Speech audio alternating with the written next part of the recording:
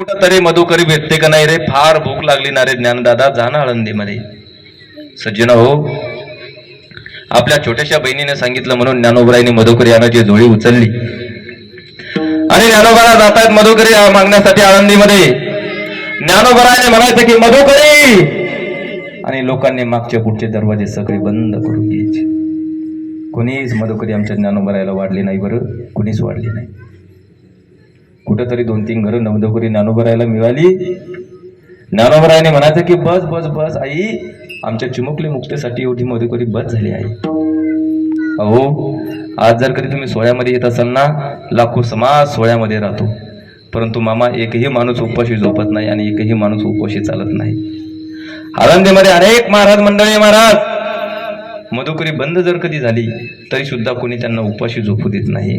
त्यात ज्ञानोबरायाला आळंदीच्या लोकांनी मधुकरी सुद्धा वाटली नाही हो. थोडीशी मधुकरी ज्ञानोबरायाला मिळाली आणि ती छोटीशी मधुकरी घेऊन ज्ञानोबराय सिद्धपीठावरती येण्यासाठी निघाले. एका चौकामध्ये ज्ञानोबराय आले आणि आल्याच्या नंतर त्या चौकामध्ये एक विसोबा काका नावाचा एक ब्राह्मण उभा होता.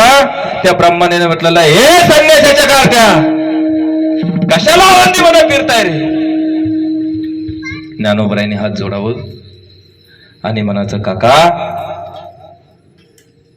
अहो, आम्हाला आळंदीमध्ये फिरता यावं, आम्हाला इंद्रायणीमध्ये स्नान करता यावं, याच्यासाठीच तर आमच्या आई वडिलांनी देहांत प्रायचित्त केले नाही. हो काका, असं बोलू नका ना काका.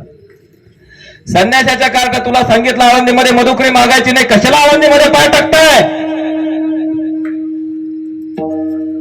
ज्ञानोबरायांनी म्हणायचं, काका ही जी मधुकरी आहे ना काका, ही माझी चिमुकली मुक्त आहे हो काका. माझी बहीण 4-5 वर्षाची, तिला फार भूक लागली होती, तिच्यासाठी चालवली होती हो काका. 3 दिवस झालं काका, आमच्या अन्नामध्ये, आमच्या पोटामध्ये अन्नाचा कण सुद्धा नाही हो. आम्ही तिघं भावंड कसे तरी पाणी पिऊन दिवस काढतोय, परंतु आमची जी मुक्त आहे ना चिमुकली, तिला भूक सहन होत नाही हो, तिच्याकरता चालवली होती काका. सज्जन हो, त्या विसोबा काकाने सांगितलं तिथल्या लहान लहान मुलांना, हे फुलांनो, ही मधुकरी हिसकून घ्या रे ज्ञानाच्या हातातली.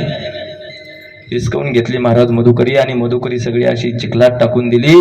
आणि चिखलात टाकून दिल्याच्या नंतर ती मधुकरी त्या मुलांनी सगळी पायाने तुडवली, आणि पायाने तुडवल्याच्या नंतर सगळी मधुकरी चिखलमय झाली. आणि चिखलमय झालेल्या मधुकरीकडे ज्ञानोबरायांनी पाहिलं आणि ज्ञानोबरायाचं अंतःकरण भरून आलं.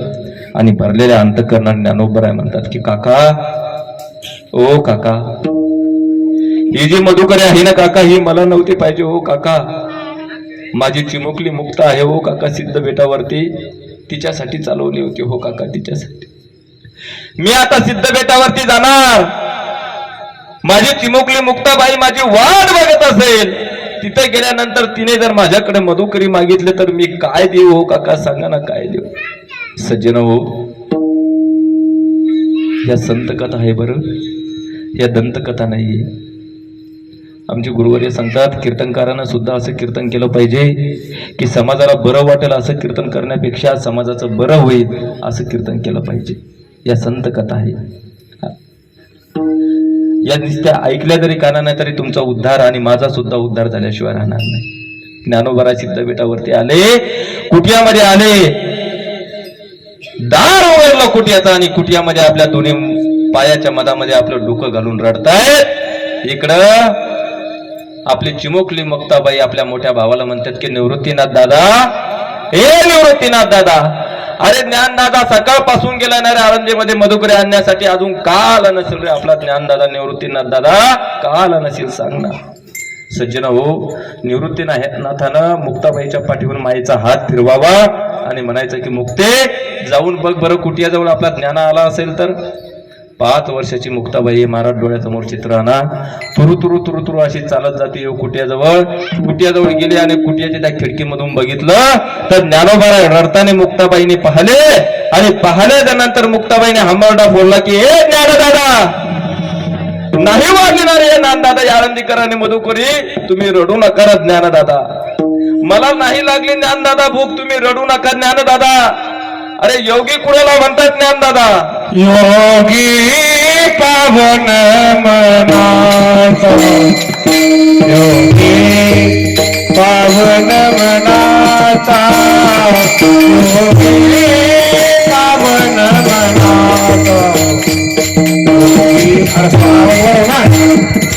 मनाचा योगी पावन मनाचा पावन मनाचा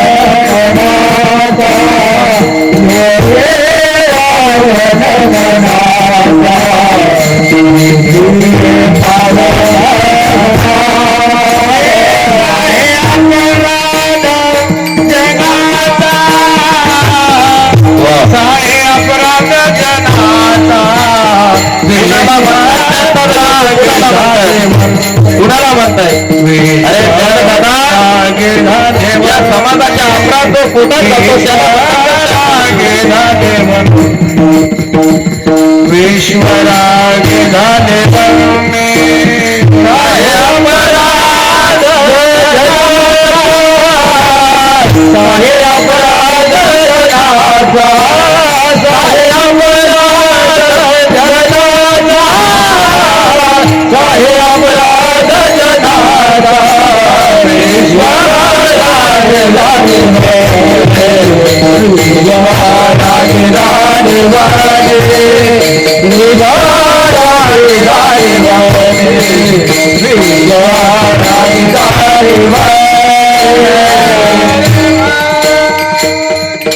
कुणाला म्हणतात तर ज्ञानदादा योगी? अरे या समाजाचे अपराध जो पोटात घालतो त्याला म्हणतात ना ज्ञानदादा योगी. संत कुणाला म्हणतात? ज्ञानदादा. संत तोची जाना जगी, दया क्षमा ज्याचे अंगी. ज्यांच्या अंगामध्ये या समाजाविषयी दया असते त्याला ज्ञानदादा संत म्हणतायत ना. अरे जाऊ दे ज्ञानदादा, आपलेच दात आणि आपली जीभ, आपल्या दाताने कधी आपली जीभ चावली तर आपण दगड घेऊन आपले दात पाडून टाकतो का ज्ञानदादा? नाही ना रे ज्ञानदादा, दात पाडत नाही ज्ञानदादा. विश्वपट ब्रह्मदुरा ताटी उघडा ज्ञानेश्वरा विठ्ठल विठ्ठल.